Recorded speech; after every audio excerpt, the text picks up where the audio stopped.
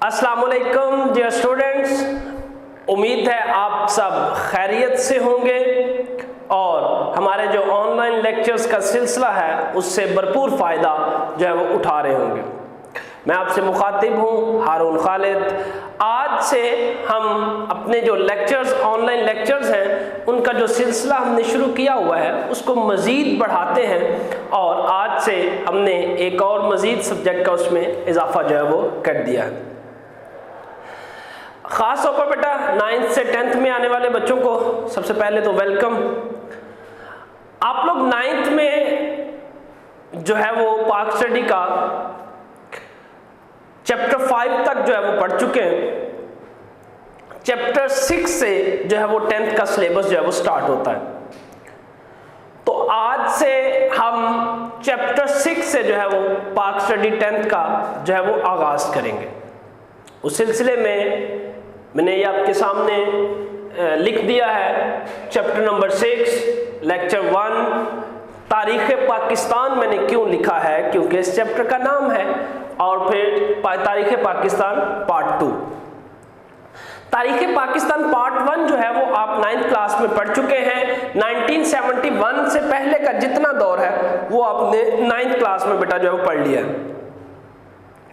उसमें तारीख़ पाकिस्तान बनने से पहले की तारीख, उन अदवार में क्या हुआ और पाकिस्तान बनने के बाद जो है वो क्या किस किस तरह से कौन कौन सी गवर्नमेंट्स जो थी वो रही। आज हमने जो शुरू करना है चैप्टर 6, इसका आगाज़ जो है वो तारीख़ पाकिस्तान पार्ट 2 से होता है। 20 दिसंबर 1971 से 5 जुलाई 1977 तक जुल्फ़कार अली भुट्टो का दौरे हुकूमत जो कि अरसाए मुहीत तकरीबन 6 साल तक जो है वो इनका दौरे हुकूमत जो है वो रहा। इस दौर में बहुत सारी इस्लाहात हुई। मैं सबसे पहले बेटा इस बात की वजाहत करता चलूँ कि इंशाल्लाह हमारे जितने भी लेक्चर्स टॉपिक वाइज होंगे, मेरी पूरी कोशिश होगी कि अगर आप इन लेक्चर्स को जस्ट सुन लें तो आपको ज़्यादा दिक्कत नहीं होगी इसको याद करने में। और जहाँ जहाँ पर साथ में शॉर्ट क्वेश्चंस होंगे या जहाँ जहाँ जो जो चीज़ें आएंगी मैं साथ साथ उसकी वजाहत जो है वो करता जाऊँगा। तो इसलिए ये आपके लिए काफ़ी ज़्यादा बेनिफिशियल जो है वो हो सकते हैं। आप जस्ट इन लेक्चर्स को सुने, बुक सामने रखें तो आपका इंशाल्लाह टॉपिक जो है वो प्रिपेयर हो जाएगा और बआसानी आप इसको सुन के क्योंकि जो है वो सुनने से और देखने से जो है वो बआसानी जो है वो चीज़ें याद जो है वो हो जाती हैं अगर थोड़ी सी तो जो आप जो है वो दें। तो 1971 20 दिसंबर 1971 को जुल्फ़कार अली भुट्टो पहले चीफ मार्शल लॉ एडमिनिस्ट्रेटर जो कि सिविलियन साइड से थे, वो पहले बंदे थे जो कि 1971 में चीफ मार्शल लॉ एडमिनिस्ट्रेटर के तौर पर सामने आए। उस वक़्त भी मुल्क के हालात जो थे वो कोई ज़्यादा मुनासिब नहीं थे। हुकूमतें थोड़े वक्त के लिए आती थीं, चली जाती थीं, हुकूमतें तोड़ दी जाती थीं, ख़त्म करवा दी जाती थीं। तो बहरहाल 1971 में इन्होंने जो था वो चीफ मार्शल लॉ एडमिनिस्ट्रेटर का ओहदा संभाला। उसके बाद इनके दौर में जो हमने पढ़ना है आज कि इनके दौर में कुछ ज़रूरी इस्लाहात जो हैं वो मुतारिफ़ करवाई गई। उन ज़रूरी इस्लाहात में जो 4 बड़ी हमें वाज़ेह तौर पर जो है वो दिखाई देते हैं, जिनकी मैं वजाहत भी जो है वो साथ साथ करूँगा। संतों को कौमी तहवील में लेना,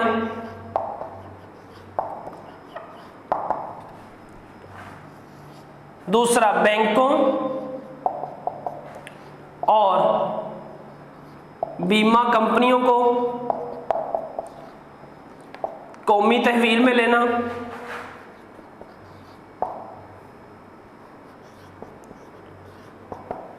थर्ड वन लेबर इस्लाहात एंड फोर्थ वन ज़री इस्लाहात। ये चार मैंने आपके सामने इस दौर की जुल्फ़िकार अली भुट्टो के दौरे हुकूमत की चार अहम जो हैं वो इस्लाहात मैंने आपके सामने जो है वो 1 बाय 1 करके जो है वो लिख दी हैं। इनको थोड़ी सी जो है वो तफसील के साथ देख लेते हैं ताकि आपको याद करने में आसानी रहे और आप इनको समझ सकें। कौमी तहवील में ये दो जगह मैंने बेटा लफ्ज़ यूज़ किया है। कौमी तहवील में लेना, जिसको इंग्लिश में नेशनलाइजेशन या नेशनलाइज करना, और उर्दू में कौमी तहवील लेना, कौमी तहवील में लेना। तो संतों को, इंडस्ट्री को कौमी तहवील में ले लिया।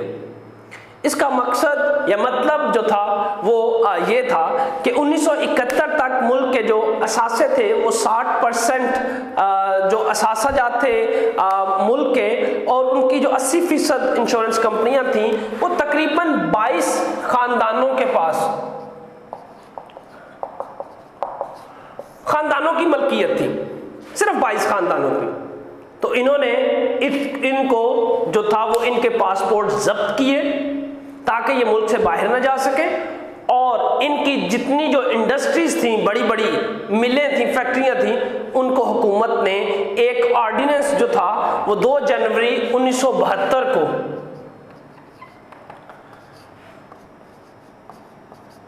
2 जनवरी 1972 को एक ऑर्डिनेंस जारी किया, जिसके तहत इनकी सारी जो सनतें थीं उनको कौमी तहवील में ले लिया, हुकूमत ने अपने कब्जे में ले लिया और हुकूमत ने खुद उनको चलाने का फैसला किया ताकि ये सिर्फ इन तक जो है वो महदूद न रहे। उसमें जो इंडस्ट्रीज थी वो आप अपनी बुक से जो है वो देख सकते हैं। पुर्जे जोड़ के जो है वो बड़ी गाड़ियाँ बना, मतलब ये बड़ी इंडस्ट्रीज थी।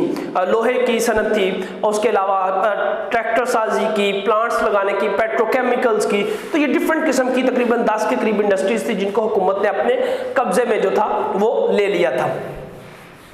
सेकंड वन बेटा, बैंकों और बीमा कंपनियों को जो था वो अपनी तहवील में जो था वो लेने की बात की।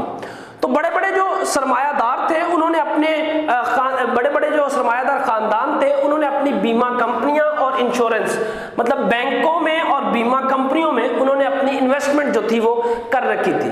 तो गवर्नमेंट ने क्या किया कि उसको भी जो था वो 19 मार्च 1972 को जो था वो तमाम लाइफ इंश्योरेंस कंपनियों को अपनी कौमी मलकियत में जो था वो ले लिया था, ताकि ये भी जो है वो बड़े बड़े जो ग्रुप्स हैं इनका कब्जा खत्म करके गरीब आवाम तक जो है वो इसका फायदा पहुंचाया जाए।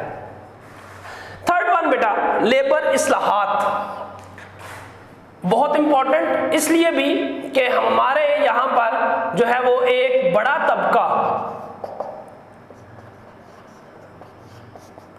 लेबर से मुंसलिक है, मजदूरी से, मजदूर जिसको कहते हैं, उसके लिए कुछ इस्लाहात जो थी वो मुतारिफ जो थी वो करवाई गई।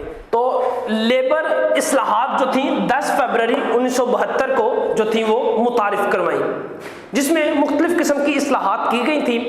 जिसमें सबसे पहले जो इस्लाहात में शामिल था वो ये कि जो इंतज़ामी अमूर चलाने वाली जो कारखाने की कमेटियां होंगी उनमें कम से कम कुल तादाद का 20% जो है वो मजदूरों को शामिल किया जाएगा ताकि वो इंतज़ामी अमूर को बेहतर तरीके से जो है वो चला सके।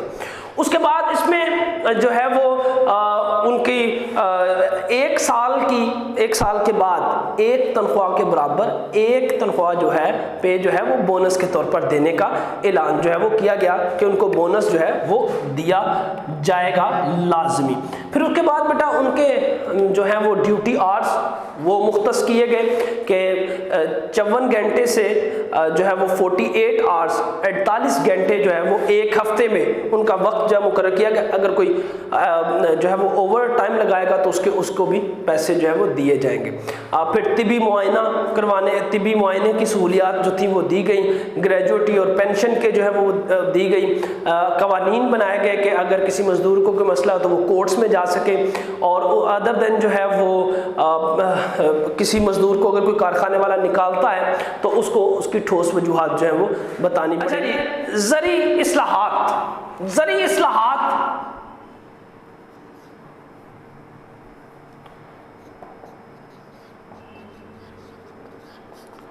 बड़ी अहम, ज़राअत की इस्लाहात जो है वो बहुत अहम है, ज़राअत से मुतल्लिक़ है, इसलिए कि हम एक जो है वो ज़री मुल्क है और हमारा ज़राअत पर बहुत ज़्यादा जो है वो इन्हिसार है।